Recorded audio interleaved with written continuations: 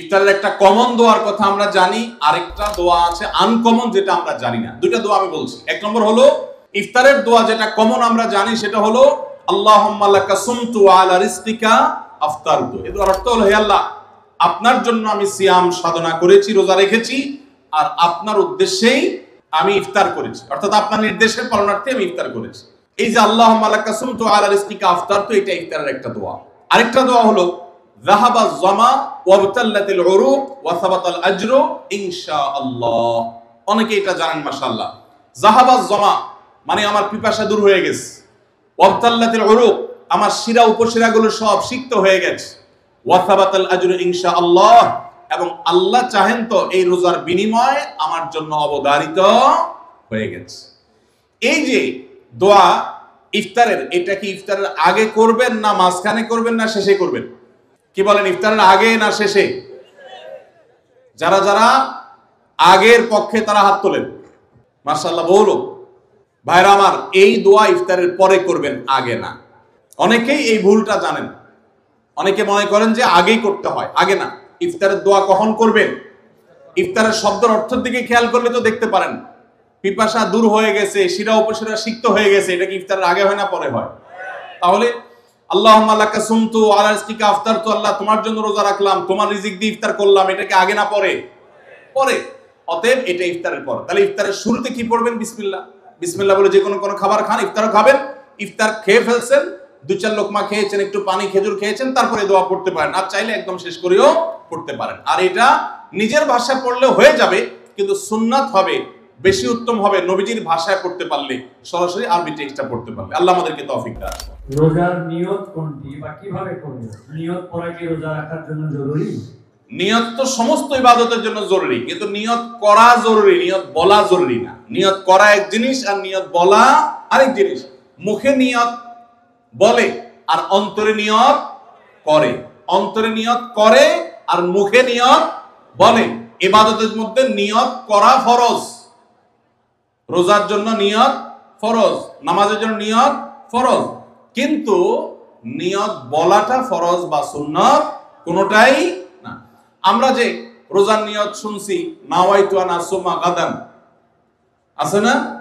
বিভিন্ন আপনার ক্যালেন্ডারেও লেখা থাকে, ভিত্তিহীন। নবী করিম সাল্লাল্লাহু আলাইহি সাল্লামের কোন জয়ীফ জাল হাদিসেও এরকম রোজার কোন নিয়তের কথা কোথাও বর্ণিত হয় নাই। ইসলামের নামে নকল আমল করলে সওয়াব হবে না গুনাহ হবে? খবরদার। এই জন্য আমরা মেহেরবানি করে, আমি কি জন্য ভোর রাতে উঠছি? সারি খেতে উঠছি। সারি খেতে উঠছি মানে কালকে রোজা রাখবো, এটাই তো আমার নিয়ত। মনের ইচ্ছা আছে, ইন্টেনশন আছে, এটাই নিয়ত। মুখে আলাদা নিয়তের উচ্চারণ দরকার নাই। প্রথম প্রশ্ন এসেছে, রমজানে মাঝে মাঝে তারাবির নামাজ ছুটে যায়। যদি আমার তারাবির নামাজ ছুটে যায়, এতে কি আমার রোজা আদায় হবে বা রোজার পূর্ণতাতে কোনো সমস্যা হবে কিনা? ভাইরা আমার, রমজান মাসে তারাবির নামাজ না পড়লে আমরা অনেকে মনে করি যে তার রোজাতে বোধহয় অসুবিধা হবে। এটা সম্পূর্ণ ভুল ধারণা। তারাবি একটা ইবাদত, রমজানের রোজাটা আরেকটা ইবাদত। যেহেতু তারাবি না পড়লেও রমজানের রোজা হয়ে যায়, তাহলে তারাবি পড়ার কি আর দরকার আছে? কেন? রোজা তো হয়ে যাবে। আলাদা ইবাদত। রোজা রাখা একটা ইবাদত, তারাবি পড়াটা আরেকটা ইবাদত। নবী করিম সাল্লাল্লাহু আলাইহি সাল্লাম একই হাদিসে দুটি কথা বলেছেন, মান কামা রমাদানা ঈমানান ওয়া ইহতিসাবান গুফিরা লাহু মা তাকাদ্দামা মিন যামবি। একই হাদিসে বলেছেন, মান সামা রমাদানা ঈমানান ওয়া ইহতিসাবান গুফিরা লাহু মা তাকাদ্দামা মিন যামবি।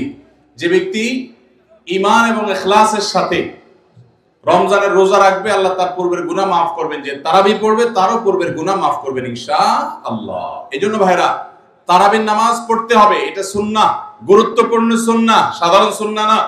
নবী সাল্লাল্লাহু আলাইহি সাল্লাম ছাড়েন নাই, সাহাবীরা ছাড়েন নাই। কোনো ওযর ছাড়া তারাবি ছাড়া যাবে না। জামাত ছুটে গেলে একা একা হলেও পড়বেন, কিন্তু কোনো কারণে পড়তেই পারলেন না, সফরে আছেন, ট্রাভেলে আছেন, বাসে ছিলেন, ট্রেনে ছিলেন, নাইটে সফর করেছেন, তারাবি পড়তেই পারেন নাই, ইনশাআল্লাহ আপনার রোজা হয়ে যাবে। তাই বলে তারাবিকে অনেকে অবহেলা করেন আজকাল, যেটা তো সুন্নাত, না পড়লে কি? এই অবহেলাটা আরেকটা দোষের। তাহলে আমাদের মধ্যে দুইটাই সীমা লঙ্ঘন। কেউ মনে করেন তারাবি না পড়লে রোজাই হবে না, এটা হলো বাড়াবাড়ি। আবার অনেকে মনে করে তারাবি না পড়লেই বা কি, এটা হলো ছাড়াছাড়ি। এই বাড়াবাড়ি এবং ছাড়াছাড়ির মধ্যে আমাদের থাকতে হবে। আল্লাহ আমাদের তৌফিক দান। একজন রোজাদারের জন্য রমজানের প্রতিটি দিনের আমলের রুটিন কি হবে, কিভাবে সে তার রোজা কাটাবে? মাশাআল্লাহ, আমাদের একটা নতুন বই বের হয়েছে এবার, সেটা হলো মাহে রমাদানের 27 আমল। এই যে বইটা একটা হাতের সামনেও আছে, মাশাআল্লাহ। এটা মূলত আমাদের একটা বক্তব্যের নির্যাস। এর আগে সোনাইমুড়িতে একটা বক্তব্যে আমরা মাহে রমজানের উপরে একটা গবেষণা করে 27টা আমল কোরআনের আলোকে বের করেছি, সেটা উপস্থাপন করেছি, পরে এটাকে বই আকারে আনা হয়েছে। এখানে রমজানে আপনি কি কি করবেন তার সবগুলোর তালিকা দেওয়া আছে। অতএব এটার আলোকে আপনি আমল করতে পারেন, চাইলে ভিডিও বক্তব্যটা শুনে নিতে পারেন। একবার সকাল থেকে রাত পর্যন্ত একটা সুনির্দিষ্ট রুটিনের মধ্য দিয়ে কাটাবেন। আর কিচ্ছু করতে পারেন না পারেন, শুধু একটা কথা বলে যাই, রমজান মাসে ফরজ রোজা রেখে অন্তত কোনো প্রকার হারাম কাজ, গুনাহের কাজ করবেন না। বাস এটুকু যদি করতে পারেন, ইনশাআল্লাহ আপনার রমজান সাকসেস। চেষ্টা করা যাবে না ইনশাআল্লাহ? একটা কাজ যদি করতে পারেন, আপনার রমজান ইনশাআল্লাহ সফল। সেটা হলো ফরজ রোজা রাখলেন, 5 ওয়াক্ত নামাজ তো ফরজ পড়বেনই, ফরজ কাজগুলো করলেন, আর গুনাহ থেকে বেঁচে থাকলেন। কোনো হারাম কাজ করলেন না, ঝগড়াঝাটি করলেন না, মিথ্যা বললেন না, চগলখড়ি করলেন না, গীবত করলেন না, কাউকে ঠকাইলেন না, 2 নম্বর কাজ করলেন না। এই গুনাহমুক্ত যদি রমজান কাটাইতে পারেন, আপনার রমজান সাধনা সার্থক ইনশাআল্লাহ।